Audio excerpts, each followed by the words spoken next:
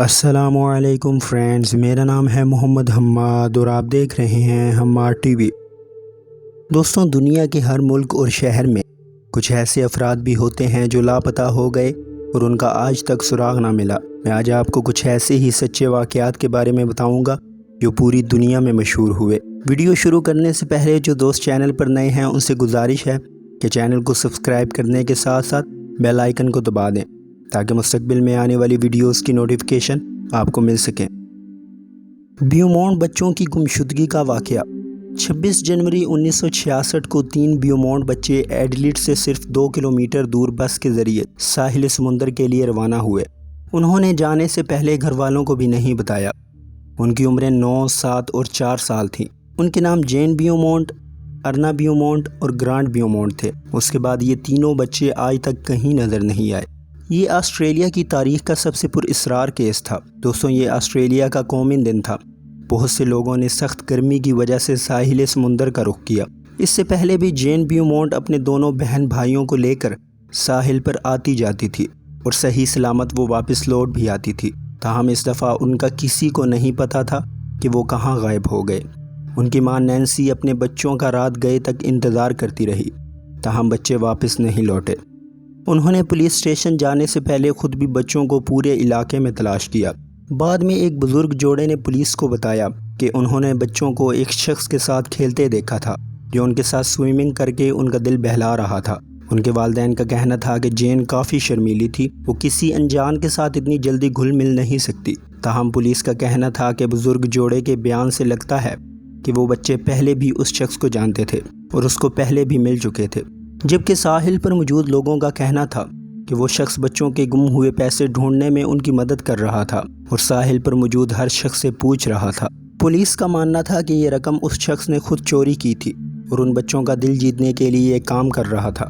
دوستوں، بعد میں پولیس نے ساحل سمندر کے علاقے جہاں سے بچے گم ہوئے تھے وہاں کی مکمل تلاشی لی، تاہم ان کو کوئی سراغ نہ ملا، جبکہ کچھ لوگوں نے بچوں کے والدین پر الزام لگایا کہ انہوں نے خود بچوں کو غائب کیا تھا۔ پچھلے 50 سالوں سے ان بچوں کا کوئی سراغ نہ ملا۔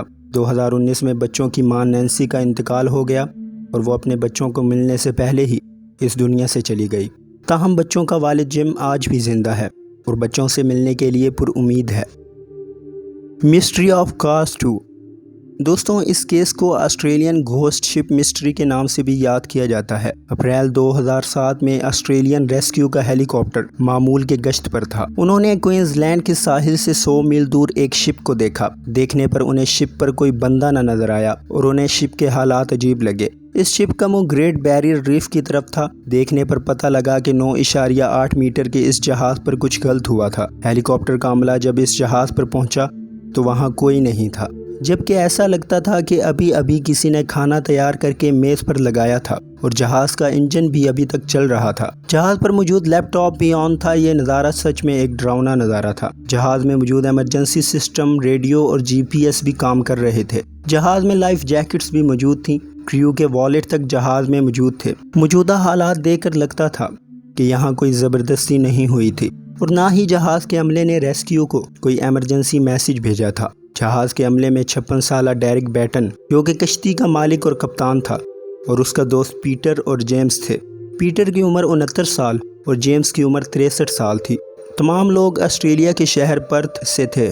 اس واقعہ کی تفتیش کا آغاز تقریباً 8 ماہ بعد ہوا۔ دوستوں، بعد میں ان لوگوں کے کپڑے سمندر کے ایک جزیرے سے ملے، تاہم ان کا آج تک کوئی سراغ نہ مل سکا کہ ان کو زمین کھا گئی یا آسمان نگل گیا۔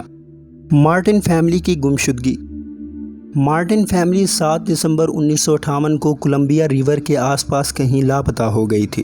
اس خاندان کا تعلق پورٹ لینڈ، اوریگون، امریکہ سے تھا۔ دوستوں، کرسمس پاس ہونے کی وجہ سے یہ لوگ کچھ پھول اور گرینری ڈھونڈنے کے لیے گھر سے نکلے تھے۔ لاپتہ لوگوں میں کینتھ مارٹن، اس کی بیوی باربرا مارٹن اور ان کی 3 بیٹیاں باربی، ورجینیا، سیوزن اور ان کا بڑا بیٹا ڈونلڈ بھی تھا۔ ڈونلڈ US نیوی میں تھا۔ غائب ہونے کے دوران وہ نیو یارک میں تعینات تھا۔ کچھ عرصے بعد سیوزن اور ورجینیا کی لاشیں کولمبیا ریور کے ساحل پر ایک دوسرے سے 30 میل کے فاصلے پر ملی۔ پولیس کا کہنا تھا کہ ہو سکتا ہے مارٹن فیملی کی کار دریا میں گر گئی ہو اور اس کے بعد یہ لاشیں بہہ کر یہاں آ گئی ہوں۔ تاہم آس پاس کے حالات سے پولیس کا یہ بیان غلط لگ رہا تھا۔ خاندان کے باقی افراد کا آج تک پتہ نہ چل سکا۔ پولیس نے کئی بار ان لوگوں کو تلاش کرنے کے لیے اس پورے علاقے کا آپریشن کیا، پر آج تک ان کا کوئی سراغ نہ مل سکا۔ تو دوستو، کیسی لگی میری آج کی ویڈیو؟